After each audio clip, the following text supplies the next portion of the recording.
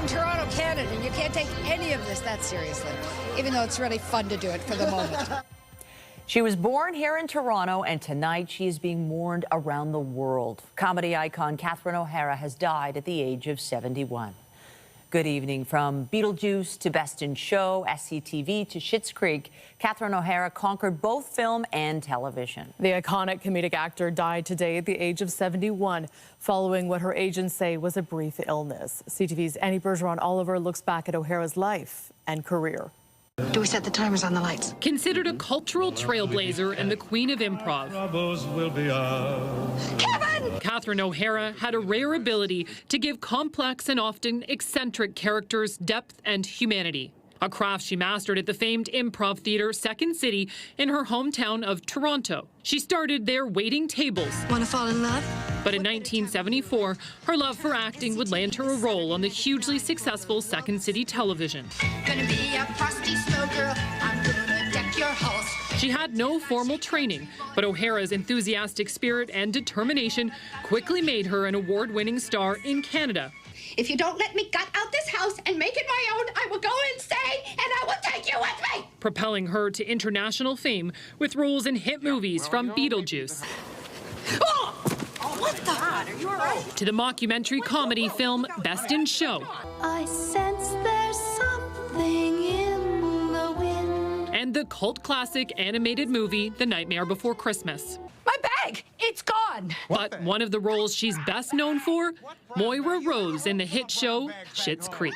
Crocodile bag, the one my mother gave me! Her performance in the Canadian production was met with critical acclaim and garnered her multiple acting awards. I would love to stand up here and tell you this was all just a walk in the cake, but it wasn't. At one of her last appearances at TIFF just 4 months ago, O'Hara thanked her longtime friend and colleague, Eugene Levy. When I think of my happiest days in this adventure and show business, I realize most of them have been with you. An adventure in show business that spanned more than 50 years. O'Hara was 71. Annie Bergeron-Oliver, CTV News, Ottawa. In spite of her stardom, Catherine O'Hara was down to earth and rooted in Toronto. Never taking herself too seriously, as she made us laugh for decades through so many of those beloved characters. CTV's Beth McDonnell is live tonight with more on Catherine O'Hara's connection to her hometown. Beth. Michelle, Catherine O'Hara was from Toronto tonight. People are saying they're shocked and sad and saying she is a real loss for our country.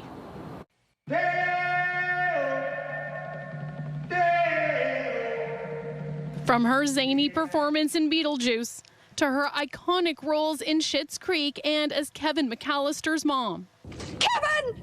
Catherine O'Hara lit up the screen, bringing laughter and heart to fans around the world, and right here in her hometown. Oh, I'm a little sad. Yeah, she was everybody's mom, Home Alone mom, right? Yeah, it was pretty sad. She's hilarious, and I think we'll all feel a little bit like we're home alone now without her. Yes. Audacious and vibrant roles in Hollywood made her a household name. But before any of that, she landed a job at the Second City with that notorious crew in Toronto. She was actually serving drinks when Second City opened and was an understudy to the main stage. And then when she stepped up, she became part of the original SCTV cast. She got cast on SNL in the 80s and stepped away from that to come back and finish SCTV. I know this place meant a lot to her. It's a place where O'Hara also means a lot to the people now at the Comedy Hub. She's completely authentic. You can see that in both her eyes and her voice. She had a voice that wasn't compromised in any way. She had very acerbic wit. This combination of being both warm but also like there's a cutting edge to it. And is being remembered fondly around the GTA. How does someone last 5 decades? You know, authenticity, reinventing yourself, staying current, and also just being very consistent. Catherine O'Hara is that, and also being a good person. We were lucky to have Catherine come and speak with the students a few years ago, and I was struck by how modest she was. Because as a critic standing back and looking at her career, she was phenomenally funny, extremely talented, and very, very skillful. She was someone who really understood how to be funny. I've often heard people say they're humbled when receiving an award, but I'm not so sure that's true. My head is getting bigger as I speak. As people learn of her passing, people in Toronto are shocked and saddened. It's a tragedy. For Canada, it's a big loss.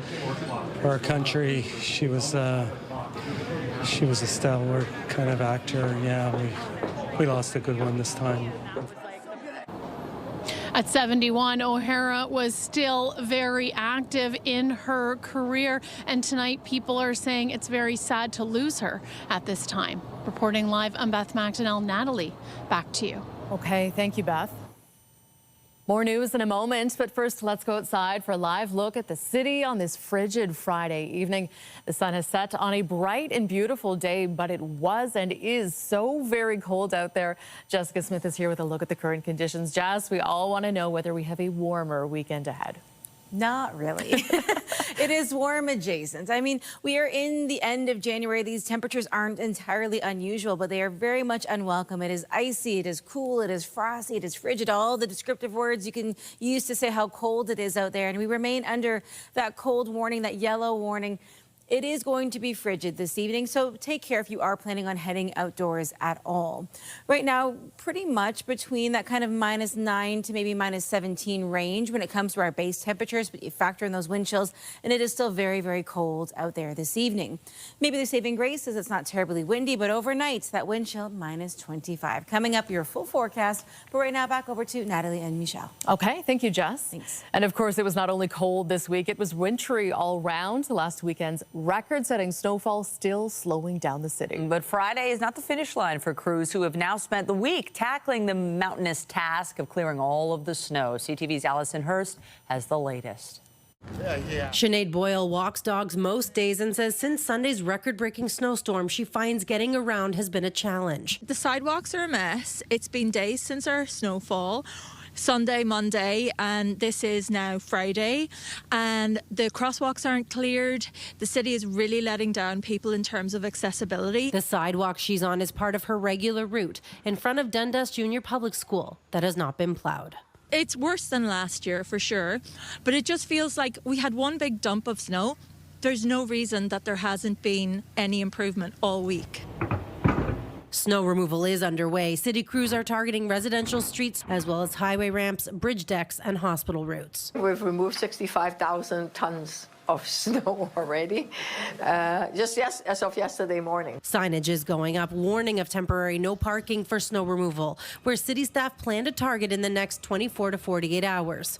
Still, some Toronto residents feel it's not going fast enough, with mounds of snow partially blocking major downtown streets. This isn't bad. I'm pretty sure they were not prepared for this. Worse than last year. They said they were going to fix it. They haven't done it. Around the school, over by Moss Park, sidewalks haven't been done. They're doing a poor job. I don't think it's prioritized properly. Obviously, the school zone needs to get done. And then obviously residents need to take more care. Where Boyle says attention needs to be spent is on making the city accessible. It's really, really hard to get around, and it's not okay for people who have strollers. It's not okay for people who have walking aids or anything like that. Over the weekend, crews will be targeting school bus loading zones for snow removal. Allison Hurst, CTV News. Out on the roads, OPP say they arrested an impaired driver who passed out behind the wheel in the middle of the highway. This happened around 11 last night in the westbound lanes of Highway 403 near the Link in Hamilton. Police received multiple calls about a stopped vehicle, and they say when officers arrived, the man in the driver's seat wasn't responsive, and they had to break the window to gain access to him. Then they charged the 23-year-old from Kitchener with operation while impaired, suspended his license, and impounded his ride. And take a look at this. The OPP's Niagara detachment started getting calls just before 3 a.m. about a set of dual wheels sitting in a lane on the Fort Erie-bound QEW near Glendale. Officers say they soon found a disabled tractor trailer nearby. The 22-year-old driver from Brampton faces charges, including unsafe operation of a commercial motor vehicle. Still to come tonight, Canada's jet exports up in the air. Bombardier stocks dive as new Trump tariff threats get off the ground. The aviation impacts just ahead. But first, for the final time this morning, night shift workers at Oshawa's General Motors left the plant. The third shift has been eliminated as of today, but the fallout from the move could continue for some time. CTV's Queen's Park Bureau Chief Siobhan Morris reports. In the dark of early morning, the night shift at Oshawa's General Motors plant heads home for the last time.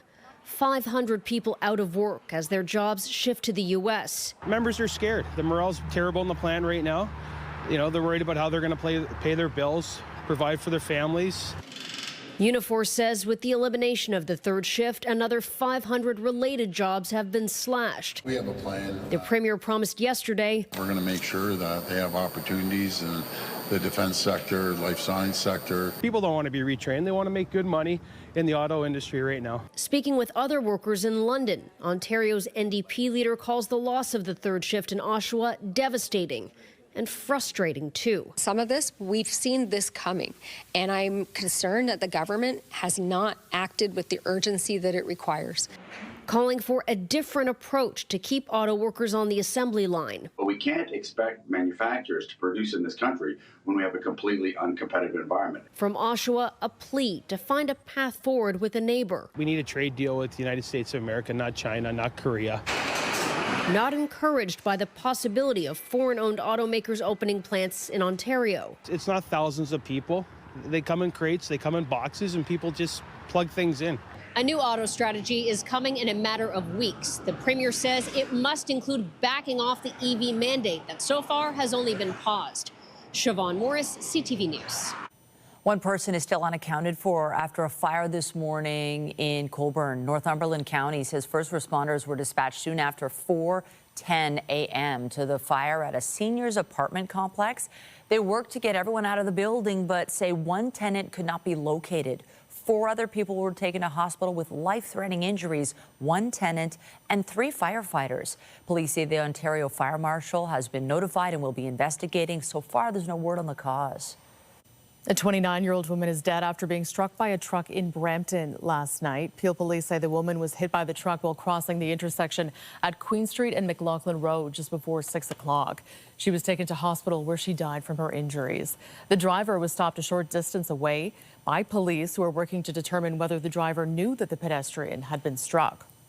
Circumstances surrounding the collision are under investigation, and part of that is obviously the question that we have, the investigators in the Major Collision Bureau, are whether or not the driver of that cube van did realize that they had been involved in a collision. The driver of the cube van was stopped by police who happened to be in the area. So that'll obviously be part of the investigation that will unfold. Peel police are asking for witnesses or anyone with dash cam footage to come forward. One person was sent to hospital after a multi-vehicle crash in North York last night. This happened on the ramp from Weston Road to the westbound 401 just after 8:30. OPP say up to 4 vehicles were involved. Paramedics say a man was taken to hospital with serious injuries. The cause of the crash is still under investigation. In Halton Region, police are looking for 5 suspects after a smash and grab robbery at a Burlington pawn shop. Shortly before 5 p.m. yesterday, a gray Honda CRV reversed through the front door of a buy and sell city location on Fairview Street. Police say 4 to 5 suspects entered the store and smashed display cases with hammers before making off with several items of jewelry. The CRV, which police say was stolen from Toronto, was left behind, and the suspects left the scene in a dark-colored sedan. No injuries were reported. The business was assessed for structural damage and has since been deemed safe. At Toronto City Hall, Mayor Olivia Chow must release her version of the 2026 budget by this Sunday. February 1st is the deadline for Chow to publish her changes to the staff-suggested spending plan. At a housing cooperative in Midtown today, the mayor highlighted budget funding designed to help thousands of vulnerable seniors age safely at home. Some of the measures include expanded access to air conditioning, rental supplements, and supportive cleaning and nursing services. They live in quiet desperation and face long waits for home care, seniors housing that is affordable, or long-term care, or PSW, personal support workers that can come and help them. They go to payday loans and get into serious debt, or they turn down the heat. They don't go out and face loneliness because they don't have the money for public transit. We as a society have a duty to assist them to age at home with respect, security, and dignity. The mayor today confirmed that she does intend to limit the property tax increase to 2.2%. Toronto City Council will vote on Chow's budget on February 10th. Well, CTV News has learned more about what goes on behind the scenes at one of Toronto's most popular music venues by obtaining a confidential lease agreement it has with the province. As CTV's John Woodward reports, critics say it tells us a lot about other controversial deals at Ontario Place.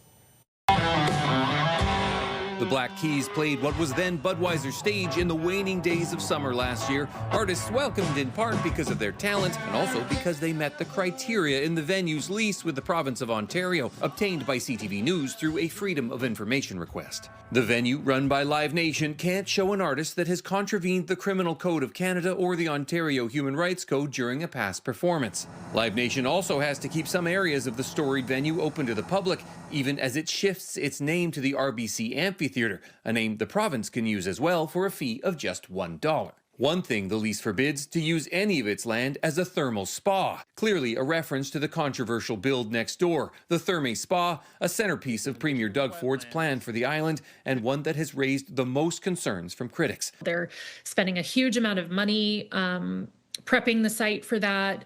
They've, cut down 800 mature trees and flattened the land there. A lot of that money is going into a parking garage. And when it comes to parking, the leases treat the spa and the concert venue very differently. To the concert venue, the lease says the landlord shall be under no obligation to construct such parking structure. But the Therme Spa lease says the province shall provide 1,200 spaces. And if it doesn't, it will pay Therme $5 a day per spot, an amount that adds up to about $2.2 million a year, more than Therme's initial annual rent. Therme said in a statement the parking clause was an incentive to help drive momentum to completion by the agreed-upon date. The government says the contracts aren't comparable. The opposition wants an explanation. That's something that needs to be investigated. We are going to keep digging on this because preferential treatment is illegal. When construction of the RBC Amphitheatre is finished by 2030, bands will play for at least the 30-year term of its lease,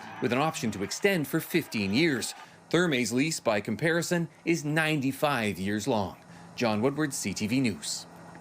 There are some major subway service disruptions on the TTC's weekend schedule, so crews can carry out planned maintenance. Line 1 trains will not operate between St. George and St. Andrew stations from 11 tonight all the way to the start of service Monday morning. Wheel-Trans service will be available, but shuttle buses won't be running. The TTC says customers can instead take surface routes or transfer to the Yonge side of the line. Replacement buses will be running along Shepherd Saturday and Sunday as crews carry out signal work on Line 4.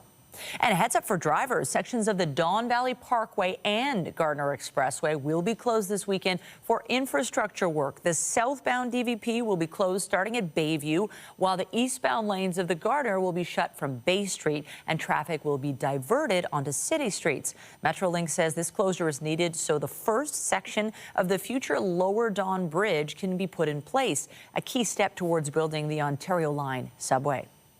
The Federal Court of Appeal has ruled the ban on single-use plastics in Canada will remain in place. The appeal court has overturned a lower court decision from 2023 that ruled that Ottawa overstepped in designating all plastic manufactured items as toxic. Today, a 3-judge panel said the government's decision to make that designation was reasonable. The ban includes the manufacture and import of 6 types of single-use plastics.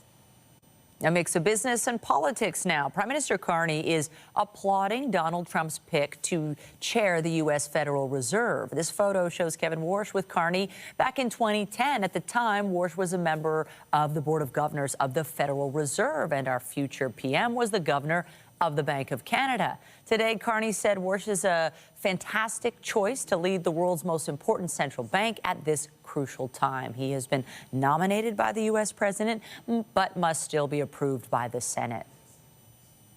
Meantime, Conservative leader Pierre Poilievre is set to face a big test tonight in Calgary. Party delegates will be voting on whether he should keep his job just hours after he delivers what could be one of the most important speeches of his political career. CTV's Jeremy Charon reports.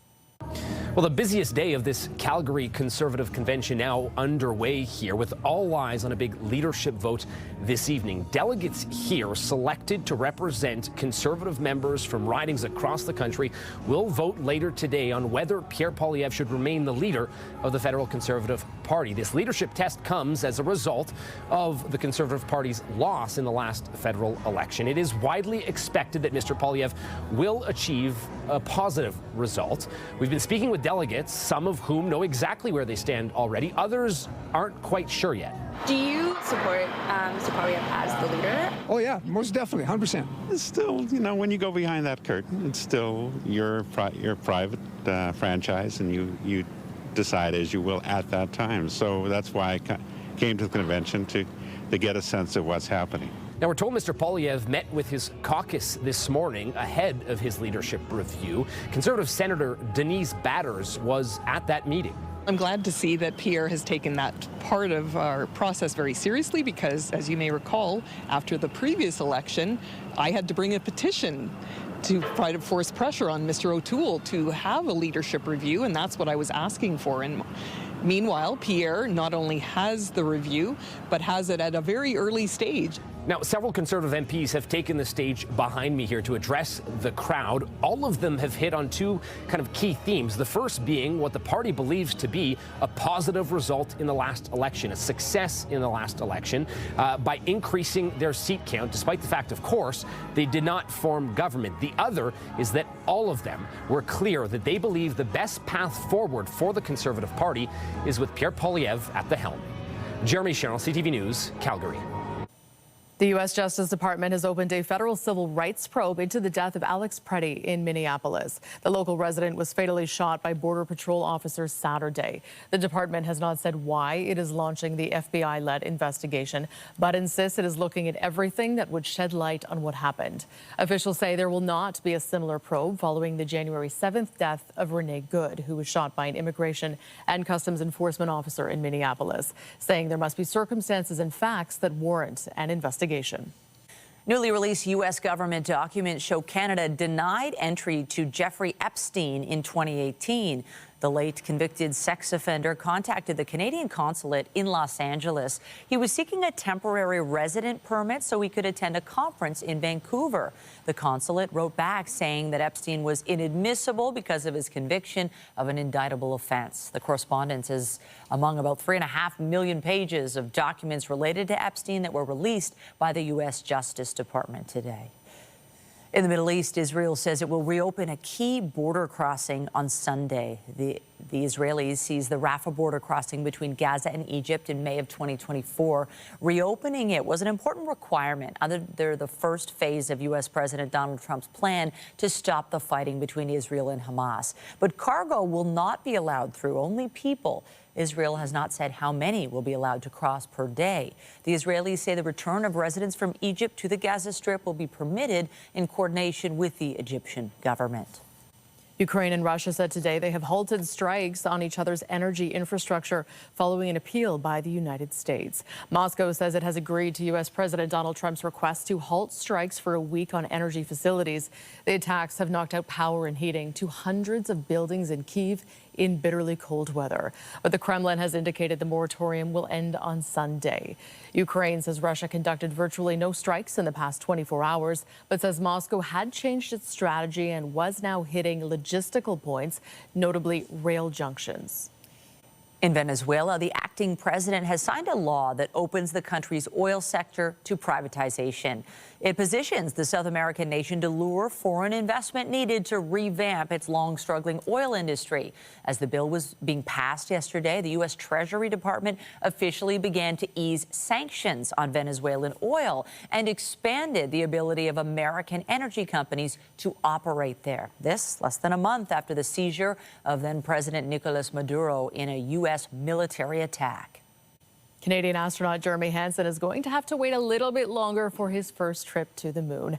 NASA has delayed liftoff of the Artemis 2 mission by a couple of days. It was planned for next Friday, but it has been pushed back to no earlier than February 8th because of near freezing temperatures forecast for the launch site. A crucial fueling test is now expected on Monday as the crew remains in routine quarantine in Houston. The 4 astronauts will circle the moon and return home in preparation for landing a different crew on the lunar surface in 2027. And I'm Pat Foran. Coming up on Consumer Alert, we hear about many scams here at CTV News, and a lot of them are connected with Facebook and other social media sites. Now, a new report says that Meta is making billions of dollars running fraudulent ads on its platforms. I'll have that story. That's just ahead. And we do continue this below seasonal stretch as we head in towards the end of January, which is this weekend. We do step into a brand new month with new norms. We will get close to that at least for one day before we dip back into some cold air. Coming up, I'll have a full look at your long-range forecast.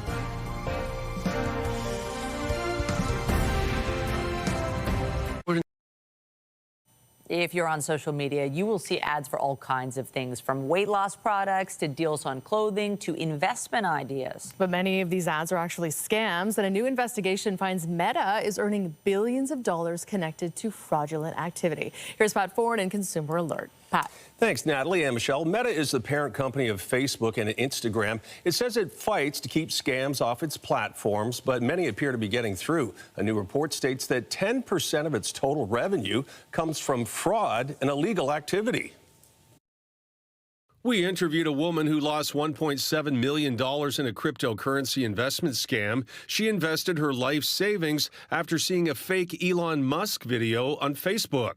I don't have no retirement saving. Everything is gone. There are many products featured on Facebook and Instagram that you should be cautious about buying or even believing they're legitimate. We found ads and posts that promoted the use of some supplements that are dangerous or even illegal. Consumer Reports says people have complained their credit card information has been stolen trying to buy products on Instagram that never arrived. And sometimes when they do arrive, they look nothing like what was advertised. People reached out to us. Yeah, I saw this ad on Facebook. Seemed too good to be true. And guess what? It was. Reuters says its investigation found that a large number of ads on Meta's social media sites were scams served up to users by Meta's algorithm. We always knew there were some fraudulent ads there, but they did a deep dive and said that up to 10% of the company's global revenue was coming for ads for scams or for other illegal activity. According to Reuters, Meta was aware of the problem but undercut efforts to stop it while projecting roughly $16 billion in earnings from scam ads. In a statement to Consumer Reports, Meta said, "We aggressively fight fraud and scams," and said the documents Reuters relied on present a selective view that distorts Meta's approach to fraud. In response to claims that 10% of its revenue was generated by scam ads, Meta says that number was based on a rough estimate, and subsequent audits found many of the ads were not violating its terms and conditions. So what should you do? Short of swearing off social media, take steps to protect yourself, be skeptical, and if an ad looks suspicious, report it. Treat ads for unbelievable deals with extreme caution, as chances are they're scams. And Meta says it doesn't want scam content on its platforms, but said criminals are becoming more sophisticated and complex. Still, the report said worldwide Meta users see about 15 billion scam ads every day. On your side, I'm Pat Foran. If you have a consumer story idea, email us at alert@ctv.ca.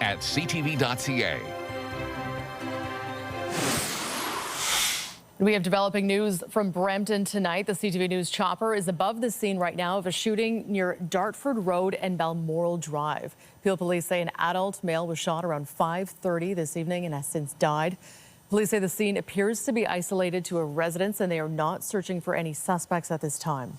Officers are asking members of the public to avoid the area. We will have more on this developing story tonight at 11:30. Certainly a large police presence there, and for anybody, that investigation just getting underway, who has to work outside for hours on end tonight. It is extremely cold, enough to warrant a cold warning. It is the kind of weather you really need to be dressed for. Just a matter of seconds, your fingers can really start to freeze out there in the cold today. You do lose dexterity very quickly when it gets this cold. So if you are planning on spending any time outside, you have to really think about your layers, maybe limiting your time outdoors. It's important to still get out and get active, but maybe set a time limit on it. Maybe not spending a couple of hours out there if you can help it. If you work outside, obviously layer up accordingly and think about safety first. We are still under that cold warning, and that's not changing as we head through the overnight. So just Take care as you spend any time outdoors. But at least we've held on to the sunshine for the bulk of our days, and that's going to continue as we head in towards the weekend and through to the first few days of February into next week. A beautiful but clear and very cool night ahead of us. We're not looking at much in the way of any active weather over the next week or so, but it doesn't mean we escape some dicey conditions when it comes to all that cold air. It does add to the slipperiness on the roads and the sidewalks, and it does hinder some of that cleanup effort when it comes to the snow because it just becomes like cement on the streets. Temperature-wise tonight, those wind chill values really not letting up at all. Still feeling in that minus 25 to minus 30 range right throughout the evening. Maybe the good news is it's not terribly windy. A fairly light northwesterly wind to start the night, and it becomes northerly into the start of the day tomorrow. Minus 11 right now, feeling like minus 20. Everybody gets a touch of this cold, cold air as we get ready to wrap up the month of January this weekend. Overnight dropping down to a low of minus 18, feeling like minus 25. That's why we're under that warning. We're not seeing much in the way of relief until we get in towards kind of that midpoint of next week with those overnight lows getting anywhere close to that seasonal norm. Today, we had a daytime high below seasonal. Tomorrow, much the same. We don't get back to that point until later on next week. But at least until your Saturday, you have sunshine out there. Not much in the way of any snow. Finally, a bit of a relief from that lake effect snow machine. We'll see a few maybe light flurries along those eastern shorelines of Lake Huron and Georgian Bay, but it's really nothing that it's going to impact your day or add to that kind of slowing efforts when it comes to cleaning up the snow that you already have. Cloudy through the rest of our evening as we get into your Saturday. Brilliant sunshine. If you're a skier, a snowboarder, cross-country skiing, you want to get out and enjoy it, do so, but just make sure you're layered up accordingly and covering up any exposed skin. Not much to write home about into your Sunday either. We slip into February with a little bit of sunshine, but we don't really see a return to seasonal until we get in towards next week, so something to consider. It is a fresh weekend. I'm going to try to say it in a positive way, a fresh and biting and stinging weekend when it comes to your temperatures, but at least we have that sunshine out there. Heading in towards Sunday, we kick off a brand new month, close-ish to seasonal. We're getting there. The closest we are really going to be is Monday and Tuesday of next week. For the overnight low, Monday, you're pretty much on seasonal, but that's it. For your daytime high on Tuesday, pretty much at seasonal, but that's it. The good news is at least we're sunny until Friday next week, where we watch for another round of snow. Michelle, back to you. That groundhog to bring us some good news. Thank you, Jess. Well, still to come, delivering chemotherapy to the brain without harmful radiation. A Toronto technique is gaining ground as a treatment for childhood cancer. We'll have those details in moments. When you see it happen, send it to CTV News. Text 10400 from your screen to ours. Text 10400. 2 decades after it was first used on a toddler at Sick Kids Hospital, a medical technique designed to protect babies' brains from radiation is being scaled up nationwide. It involves implanting a plastic device beneath the patient's scalp to deliver medication into the brain. Our health reporter Pauline Chan explains. Remember of that. To be honest, the only thing I remember was like waking up in the morning just to get like the pokes in my Omaya. CJ Brown was just 2 when he was diagnosed with a lethal brain tumor known as ATRT. And when he didn't respond fully to surgery and chemotherapy, Dr. Annie Huang faced a dilemma. She could use radiation to destroy the tumor in his brain, but she had seen the devastating effects radiation typically had on a young, rapidly developing brain. They're completely dependent. So we do them a disservice. We've cured their tumor, but we've left them with a life that's not what they should have had. But she had seen good results in leukemia patients of a different technique, and she hoped she could modify it to get chemotherapy directly to the brain and cerebrospinal fluid. I was just hoping, to buy them some time. The technique, using something called an Omaya reservoir, bought CJ not just time, but a healthy, normal childhood. The kid's looking at you, having lunch, whatever, you pop it and you put the chemo in. So that way they don't have to be anesthetized. Now they're beginning to use this approach in centers across Canada. We've now started to extrapolate to other types of cancers that arise in these very young children. So the majority are still going to be ATRT, but we have some other tumors called ETMR, which is somewhat of a different flavor, but also, in fact, more aggressive than ATRT. Dr. Huang says more sophisticated technology now is allowing them to better identify and track the cancers and their response to the therapy. Well, it feels good for me to know it helps other kids. And CJ, now a healthy, cancer-free 20-year-old, is happy his childhood challenges have inspired hope for others. Pauline Chan, CTV News. A new paper out of York University is offering some hope towards efforts to reduce the amount of so-called forever chemicals in our environment. Forever chemicals are human-made compounds that don't break down in the water or atmosphere, prompting questions about potential health impacts. Between 2018 and 2024, researchers at York University tracked the makeup of the dust on top of the campus's engineering building. They found levels of a substance known as the tiniest forever chemical dropped when overall emissions levels plummeted in 2020 due to the COVID pandemic. While levels crept back up post-pandemic, senior author and professor Cora Young says the findings show there's a way to pinpoint which emissions are responsible and how to regulate them. Meanwhile, a study in Cell Reports Medicine says researchers in China have identified a new way to tell when a patient slides into unconsciousness while under general anesthesia. Right now, that's usually identified by a patient's physical response. But for this new study, scientists placed electrodes on 31 patients before surgery to read their brain activity. They say it was clear when a patient lost awareness as activity desynchronized between key regions of the brain, and the findings could lead to better fine-tuning of anesthetic doses going forward. We now know what the most streamed movie of 2025 was, and it probably won't come as a surprise.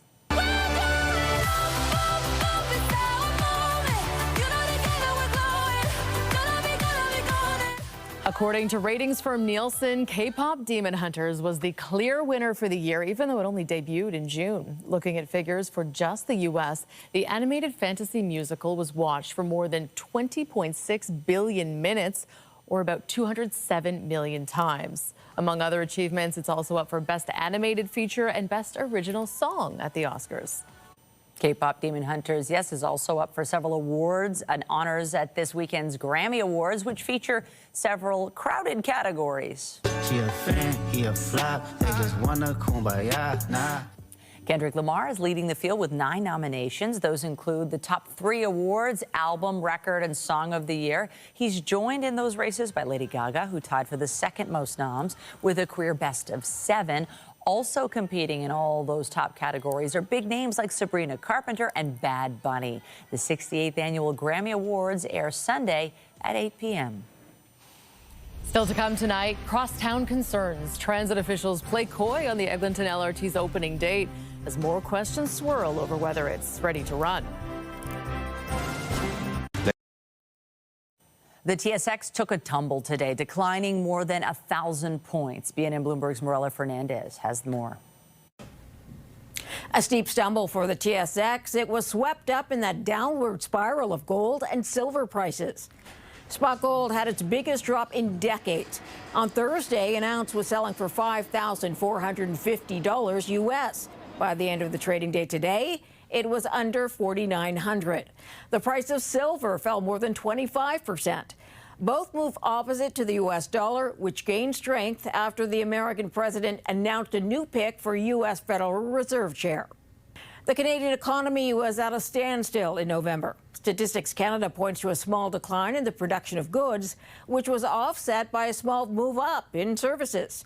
The manufacturing sector was down 1.3% in November, in part because of that semiconductor shortage that limited production at a major vehicle assembly plant.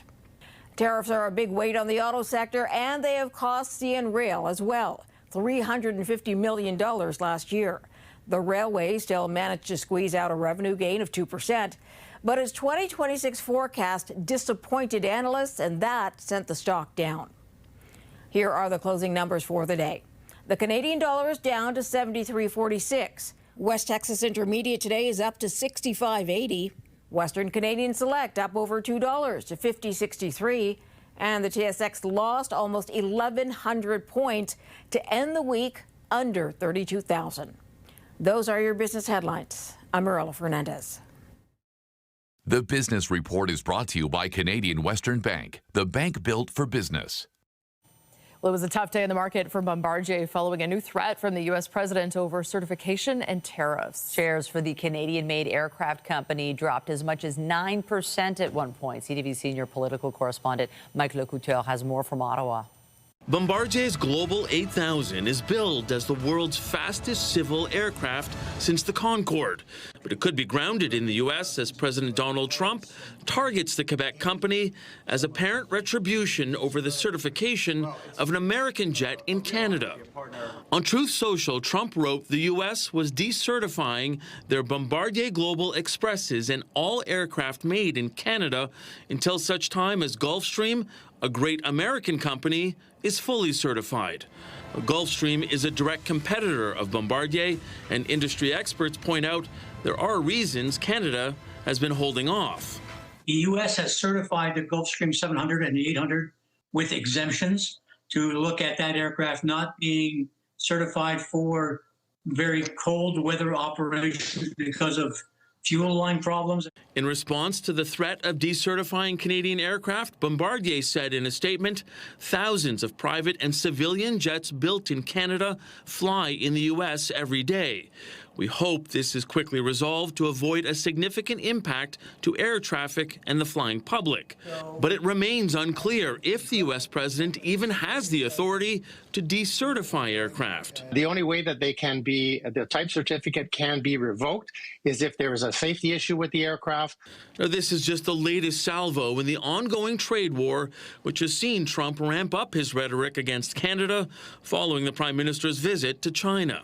You can't look at China as the answer. In a statement about the threat, Minister Steve McKinnon said Transport Canada officials are in communication with their U.S. counterparts, and the Canadian government is actively working on this situation. Mike Lecouteur, CTV News, Ottawa.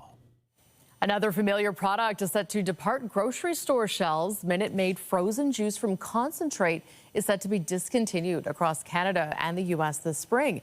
Parent company Coca-Cola says it's exiting the frozen can category because of shifting consumer preferences. Last summer, it was announced that 38 jobs would be slashed at Minute Maid's plant in Peterborough as a result of the switch. But the union says that figure was negotiated down to 6. Meanwhile, one of the biggest celebrations of Toronto's culinary scene is now underway. Winterlicious kicked off today. More than 240 local eateries are offering up special menus with 3-course meals listed at a fixed price. And the costs range from $20 to $55 for lunch and $25 to $75 for dinner. A full list of restaurants taking part can be found on the city's website. Winterlicious runs through to February 12th. With a potential opening date for the Eglinton Crosstown on the horizon, officials today faced questions over reported issues with the long-delayed transit line. A source this week told CTV News the line is slated to open on February 8th. The province hasn't disputed that date, although the TTC hasn't confirmed it either. Today, TTC Chair Jamal Myers was asked about the report in the Globe and Mail that suggested issues with the LRT's emergency brakes could delay the line's long-awaited debut. Metrolinx has worked through the safety critical items that the TTC identified that would be required to open the line. However, we did find an issue with the emergency brake issues. The issue has been resolved. Metrolinx found that issue. So I will defer to TTC as to when we make announcements as to the opening. But yes, we are on track. Myers also reaffirmed the Crosstown will have signal priority upgrades on its overground portions after issues seen with the Finch West LRT, but he said they won't be fully implemented until the spring. Meanwhile, the province says it's almost completed more than $100 million worth of rail upgrades to get the Northlander train back up and running. Earlier this month, we got a look at the first of 3 train sets for the revived service. It will travel 740 kilometers to Timmins with a rail connection to Cochrane. The train was replaced by buses in 2012, but the province says the province is bringing it back to better connect thousands of people in northeastern Ontario to things like healthcare, education, and economic opportunities. The new Northlander is expected to welcome passengers sometime this year. In sports, the Toronto Raptors are back on the road tonight, but only for 1 game. 4 in a row. These are the 2 longest OG. Toronto was dealt a 27-point loss against the Knicks at Scotiabank Arena on Wednesday. That ended a 4-game winning streak for the Raps. This evening, they are in Orlando to take on the Magic, who are 3.5 games back of Toronto. The Raptors return home Sunday against Utah. And he's going to drive on Brandon Miller, gliding to the basket, and there's a new Maverick rookie record for points in a game. 19-year-old Cooper Flagg got 49 points last night for the Dallas Mavericks. That broke the NBA record for a teen held since 1980 by Clifford Robinson. He also surpassed LeBron James by becoming the first player to have 2 40-point games in his first season. Get Toronto's top stories, breaking news alerts, and watch live. Download the CTV News app. Well, if you are venturing out tonight, it feels like the Arctic, -11, and just double that with the wind chill. It is a great night to curl up on the couch under a blanket, staying warm inside. What do you think, Jess? It sounds like we're talking about like a holiday movie. And it's going to be cold, but we are really getting into the time of year where we are turning the corners. We just have to get through the next week or two first. Cloudy out there right now, but overall relatively quiet. It's just cool. We're still looking at those wind chill values that are wicked, between -25 and -30. And as we get in towards the rest of our evening, yes, it is cool, but just make sure if you do head out that you are layered up accordingly. But you know what? We're almost in February. Almost spring. That little rodent there is our sign that there will be an end. Thank you, Jess. Appreciate it. That's it for us, but be sure to join Heather Butts at 11 tonight for CTV National News, followed by Zoraida Allman with your next local newscast at 11:30. In the meantime, our coverage continues anytime on CB24 and online at ctvnewstoronto.ca. For Jessica Smith and the whole team here, thank you for watching and have a wonderful weekend.